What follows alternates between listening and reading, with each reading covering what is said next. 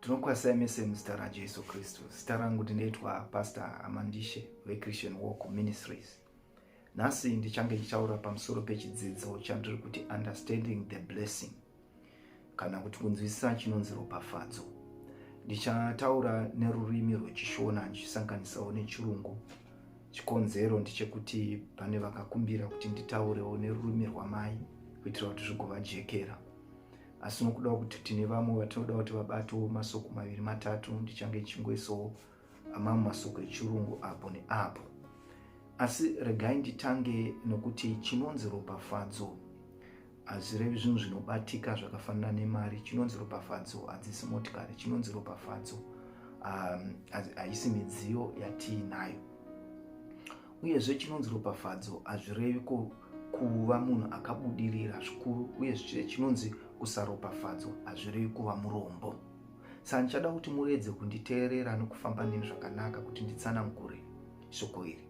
Chekutanga tinokwanisa kunzwa soko rokuropafadza richibva kuna Genesis chapter 1 verse 28. Mwari vasika munhu nomufananidzo wavo, vakazoropafadza Adamu naEve vachiti, berekanai muwande, muzadze nyika, mubate ushe pamusoro payo nepamusoro pezvinokambaira zviri mugungwa nezviri pamusoro penyika.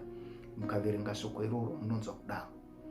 Tinonzwawo Mwariwozve vachipa soko rokuropafadza kuna Abraham kuna Genesis chapter 12 from verse 3, pavanoti ndicharopafadza vanokuropafadza, ndichatukawo vanokutuka. So ndo patinoona in that empowerment, kuropafadzwa upiwa yatingati that empowerment, simbiso yokugona kuzoita zvimwe zvinhu zvinobatika, zvinozova nemaresults kana kuti zvinhu zvinozooneka, zvinhu zvakafanana nemidziyo nemotokari nemari nezvimwe zvatinogona kushanda kuti tive nazvo.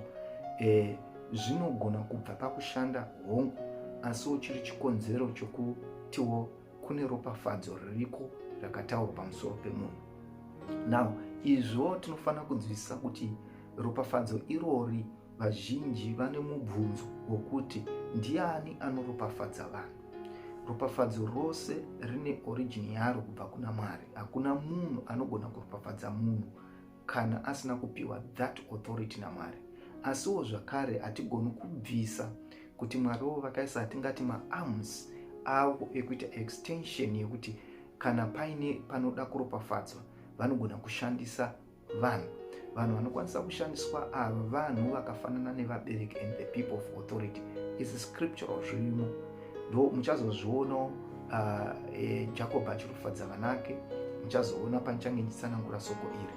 Zvinotiratidzawo zvakare kuti ropafadzo riripo rinogona kushandiswa pachiitwa pronunciation ichibva ndingashandisa soko rokuti an arm of God yekuti ropafadzo iroro risvike kuvanhu. Nechikonzero chekuti tikabvisa totally kuti munhu haagoni kuropafadza, tinenge taakuratidzawo kuti Mwariwo pavakapawo mandate kuvanhu vakafanana nevabereki kutaura zvakanaka pamusoro pevana vavo, zvatinoona kubva mushoko raMwari vachibva varopafadzwa, zvatichazoonawo kupfurikidza neupenyu hwaJacob, which is our example today, yatinoona baba vachiropafadza vana, baba vachitaura ropafadzo pamwana, zvavakataura zvichiitika nemhaka yekuti vanga vapiwa that mandate naMwari. Tinoonawo zvakare Mwari vachirayira kuna Numbers 6 verse 24, tinoona achinzi aropafadze. Ndo patinoona that famous prayer of blessing, may the Lord bless you, may the Lord keep you, make his face shine upon you. That one is a blessing. It's speaking good upon people, pronouncing something that should happen or wishing a good thing to happen upon a person. That is a blessing. This is not a tangible thing. It's something that is being done so that zvinhu zvacho zvinozova real zvobatika. Now tiri ipapo tinofanira kunzwisisawo kakare kuti Mwari ndivo vanosimbisa all these things, nokuti hakunawo zvakare ropafadzo ringagona kurehwa kana Mwari vasina kutendera kuti zvigoitika rikaitika. Kana hakunawo zvakare chituko chingauya pamusoro pemunhu chingataurwa nemunhu chikaitika kana munhu akaropafadzwa. Izvi tinozviona kupfurikidza neshoko raMwari kuna Numbers chapter 24. If you read, you will see kuti kune umwe akakumbirwa kuti auye aite case, that the story of Balaam and Barak, to curse the children of Israel. But mukaverenga the whole story munozosvika pamunonzwa achiti I cannot curse those who are blessed, meaning to say that those who may even try to throw curses upon someone, but if that person is blessed, no amount of curse can come upon that person because that person is blessed. And you must understand that the blessing inenge iri pamusoro pamunhu is not necessarily material things. Chakaita kuti vana vaIsrael vasatukike inyaya yekuti vanga vakaropafadzwa, zvinozosanganisira kuti they were covered by that blessing despite zvavangapozesa nemaoko avo kuzonzi vanzi vakaropafadzwa. Toda kuti muzive kuti kana munhu asina zvaainazvo, vanhu vanogona kumuti munhu uyo haana kuropafadzwa nekuti pamwe murombo, but hazvirevi kuti kana munhu asina midziyo inobatika, motokari nedzimba, is not blessed. Because a blessing is something that can help that person to inquire or to have that things. It's an empowerment. So handifani kudiscouragewa kana kufila bad kana ndisati ndava nematerial things ndobva ndafunga kuti handina kuropafadzwa, and you end up cursing yourself. Hazvirevo zvakare kuti vane zvinhu zvakawanda vakaropafadzwa, because some of them they are not enjoying those things depending kuti vakazviacquire sei. Some are not even sleeping in the houses you think is a blessing, because vanogona vakazviacquire nenzira isiriyo. They are being tormented with the source of where they got their wealth from. So it's not a blessing. Anything chisingazokupi peace, anything chisingazokupi mufaro, or to enjoy that life, it's not a blessing. Not Bible notiudza kuti kuropafadzwa kwaMwari hakuudzi marwadzo kana takuda kuenda kune imwe scripture inotaura kudaro zvekuna zvirevo. But regai ndidzokewo zvakare kune chikumbiro chakapiwa nevamwe vaida kunzwisisa kuti tinonzwa nyaya yaJacob naEsau. Jacob akatsotsa here mukoma wake Esau. Indino handitenderani nepfungwa yakaparidzwa kwenguva yakareba inoti Jacob itsotsi akaba ropafadzo. Kwete, tinofana kutarisa kubva mushoko raMwari tugova nokunzwisisa kuti ichokwadi here kuti Jacob akaba ropafadzo kubva kuna Esau. Vamwe vangati mufundisi maakuda kurevezva. Let's go to the scriptures. Today nchange nchingokupai pokuzonoverenga kuitira kuti video yedu isanyanya kuzorebesa. Tikaverenga shoko raMwari kuna Genesis chapter 25. If you go and read Genesis chapter 25 from verse 24 to 34, munonzwa mai vaJacob naEsau racho vaenda kunobvunza Mwari about zvanga zvaitika mudumbu mavo. Vanzwa kutamba-tamba zvikanzi naMwari, in your womb mune 2 nations, the younger shall be greater than the elder one, which means automatically that was a prophecy. Hakuna kuna mawira mombe pamberi paMwari, mwana asati aberekwa anga katotakura a blessing yakabva kuna Mwari kuti this one achava mukuru pamusoro pemukuru, kana kuti mudiki achava ane authority or to be blessed in terms of dominion kudarika zvaifana kunge zvichizoitwa nemukoma wake Esau. Now izvozvo munofana kuzvinzwisisa kuti Mwari vanogadzira zvinhu zvavo spiritually zvisati zvamanifesta. That's why muchizonzwa even kuna Jeremiah chinzi, before you knew me, before you were born, I ordained you to be a prophet, which means is something chinoitwa before someone aberekwa. And before Jacob was born, was already ordained to be a blessing or to be blessed more than his brother. Now, you need to understand kuti paifana kuitika yatinoti legal transaction. This legal transaction yaifana kuzobatsira Jacob kuti acquire that blessing legal pano panyika, despite kuti Mwari vanga vakamutaurira kuti vanga vakataura already and ordained him kuti achanga akaropafadzwa. So how did this happen? You must understand that the culture and the setup yenguva iyoyo yaisatendera kuti mudiki awane ropafadzo or a birthright mukuru aripo. Zvaisava zvakadaro. So Esau ndiye aifana kunge aine birthright yokuwana that blessing yaifana kubva kuna baba vake. Yet on the other side, Mwari vanga vakaordena Jacob kuti ndiye achava mukuru pamusoro paJacob, and kept the blessing and fulfill the purpose Mwari vanga vakaordenera Jacob. Now kuti izvozvo zviitike paifana kugadzirwa a document yatingati a spiritual document.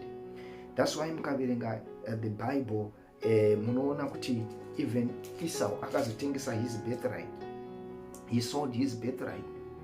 That is in the last chapter, yeah 25, where these two brothers were different in forms of their living. Jacob aive munhu aigara matent, but Esau aive muvhimi. But I want to read where this legal transaction took place in Genesis chapter 25. Let me read from verse 27. I'll quickly read the scripture. So the boys grew, and Esau was a skillful hunter, a man of field, but Jacob was a mild man dwelling in tents. Then verse 28, and Isaac loved Esau because he ate of his game, and Rebekah loved Jacob. Now Jacob cooked a stew, and Esau came in from the field, and he was weary, he was hungry. And Esau said to Jacob, please feed me with that same stew, for I am weary. Therefore the name was called Edom. And Jacob said, sell me your birthright as of this day. I want you to take note of this scripture. And Esau said, look, I am about to die. So what is this birthright to me? Then Jacob said, swear to me of this day. So he swore to him and sold his birthright to Jacob. And Jacob gave Esau bread and stew, and then he ate and drank and rose and went away. Thus Esau despised his birthright. You must understand this story very well. Izvi zvaifana kuitika kuti Jacob azokwanisa kuti aropafadzwe nababa vake. Legally zvakatoitika because whatever a person say and seal, denounce or declare, it can come to pass. So here Esau, his brother, sold his birthright, his blessing, so to speak, to his young brother. He sealed it and signed it with soup. Ndo payakabva yarasikira yese apa nyaya. Asi zvaifana kuitika nemhaka yekuti Mwari vanga vakataura. Chikonzero ndokuti Jacob was not a thief. Inyaya yekuti this thing was ordained by God. Mwari havaitaura chinhu vozoita kuti uyu azoita sokunge imbavha pamusoro pazvo. Yet it was something that was divinely ordained in heaven. But nokuda kwesystem yepanyika yaifana kugadzira gwaro. Zvangofanana nekuti kana munhu achifana kuzova a legal owner of any property, panofana kunge paine a title deed, panofana kunge paine gwaro rinomuita kuti no ndakatransferwa this property or this land nemunhu uyu angari the owner from the rightful owner wokutanga, angane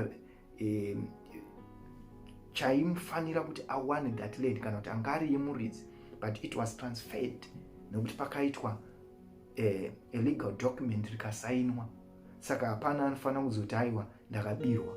So Esau haana kubirwa, akapa ega. Zvaigadzira system yaifana kunobreaka tsika yekuti mukuru ndiye aifana kunge achiwana inheritance or a blessing zvisingaitwi kumudiki. Tinozvionawo zvakare kunyange kumukuroorwa kwaitwa vanasikana vavo, hakuna mudiki airoorwa kana mukuru asati aroorwa. Izvi tinozviona even Jacob akazvinoroora kwana Labani kwasekuru vake kuti akapiwa Leah mukoma instead of Rachel waaida. Zvikanzi no, hatirodzi mudiki mukuru asati aroorwa. Same thing nekuvakuru, hakuna blessing or inheritance or pronunciation yaitwa kumudiki as someone aifana kutora birthright mukuru aripo. But kuti Mwari vazadzise chavaifana kuita, zvaifana kutanga zvato declarewa, zvagadzira system yacho natural inopa kuti zvinhu zvacho zviitike. Esau mu ignorance yake, it's unfortunate, but it was sealed. nesupu yake. Now Jacob paakazoropafadzwa nababa vake, if you read now in Genesis chapter 27, though baba vake vakafila kuti the skin appears to be of Esau, but the voice is of Jacob, vakaendera mberi nokumuropafadza. And we know how Jacob was blessed. You can read chapter 27 and see. By the time his brother came, the blessing was already gone. So the blessing is not property.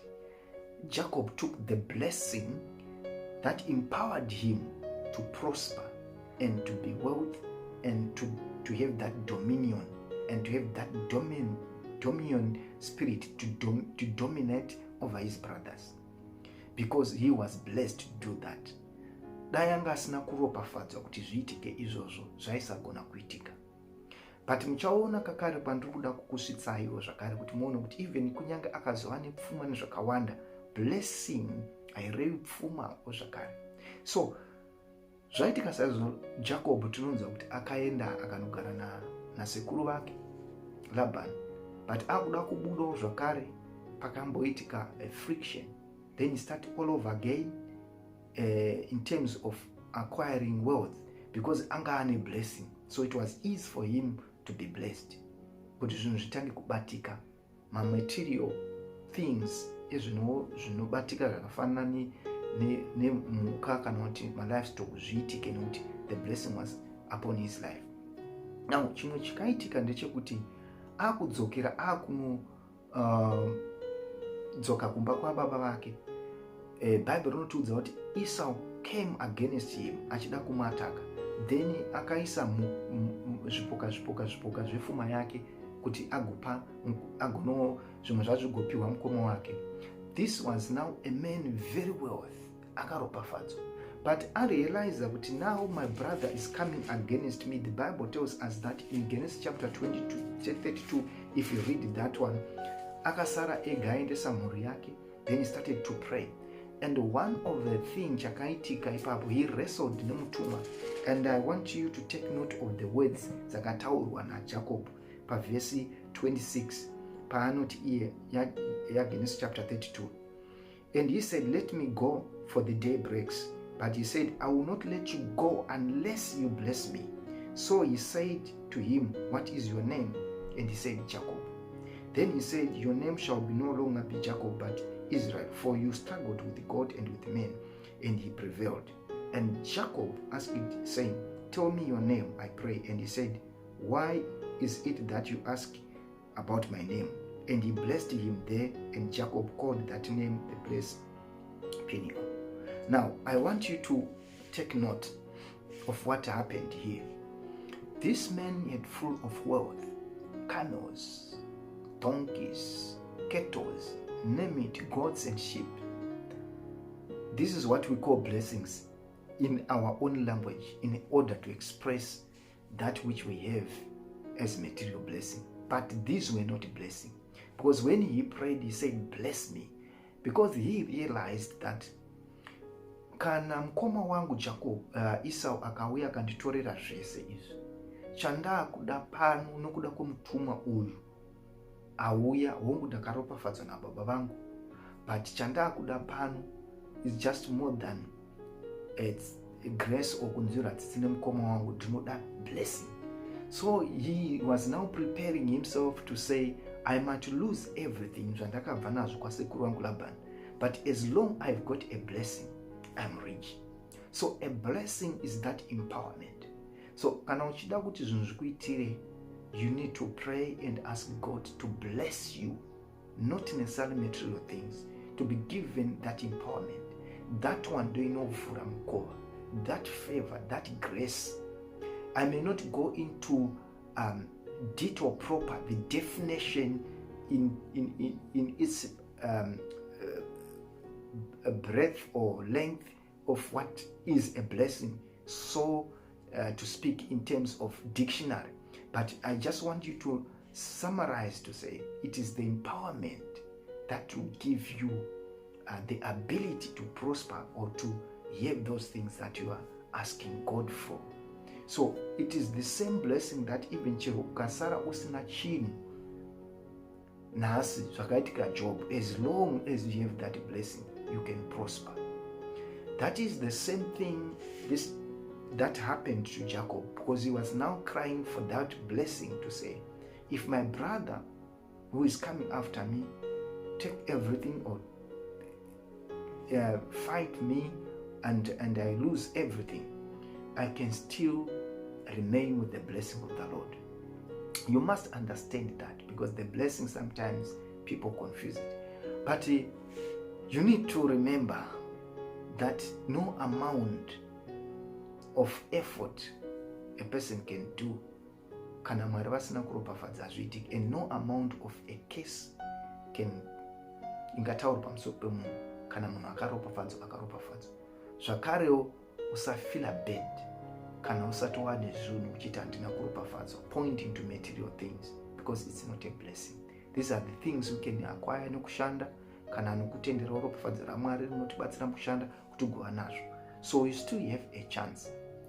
Yeukaiwo zvakare kuti vanazvo zvakawanda izvo zvimotikari netsimba, hatisi kuti zvakaipa zvinofana kuwanika kana Mwari vachizvitendera kuti zviuye mukati muupenyu hwako, which is not a sin to have property, it's not a sin to have material things. It's only a sin kana tichizowana nenzira isiriyo, kana tichizviabuse, or kana tichiwana nesosi isiriyo, kana kuti tave kutsvaga Mwari zvokutsvaga ngotiwane zvinhu izvozvo, but kuva nazvo hakuna kuipa.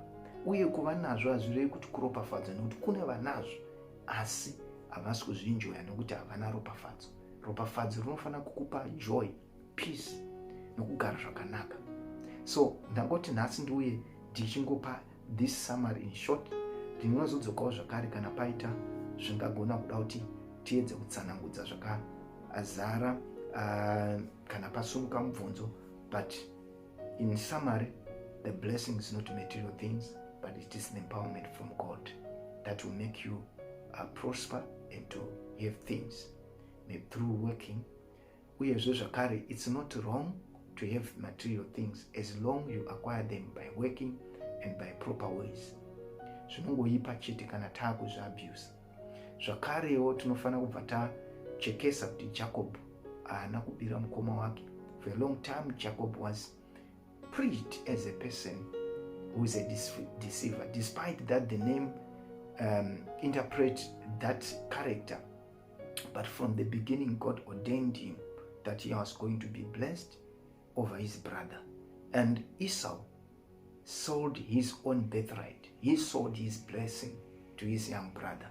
So the transaction yaifana kugadzira a legal framework yekuti Jacob azoropafadzwa nababa wake, because the system yaisazotendera kudaro. So he was not a deceiver. There was a proper transaction in order to confirm and fulfill God's purpose. May God bless you for listening. I hope I'll hear from you, your feedback. I will come, but this is my understanding. This is what I believe as far as a blessing is concerned, as far as the story of Jacob is concerned. Shalom. God bless you.